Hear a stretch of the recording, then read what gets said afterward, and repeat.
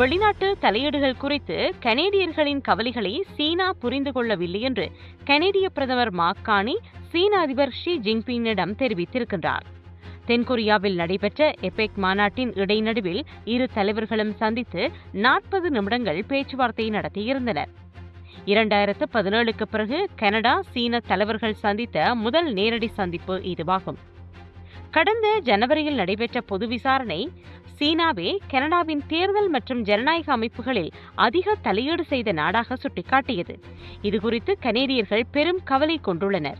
இதனை சீனா புரிந்து கொள்ளவில்லை என்று கனேடிய பிரதமர் மாக்கானி தெரிவித்துள்ளார். சீனா ஒரு எழுச்சியடைந்த பொருளாதார சக்தி.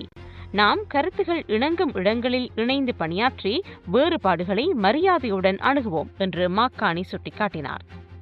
இந்த சந்திப்பில் கனேடிய கனோலா கடல் உணவு பன்றி இறைச்சி மீது சீனா விதித்துள்ள சுங்கவரி நீக்கம் குறித்து முன்னேற்றம் எட்டப்படாவிட்டாலும் இரு நாடுகளின் உறவை மீண்டும் சீர்படுத்தும் முக்கிய தொடக்கம் என்று கானி குறிப்பிட்டார்.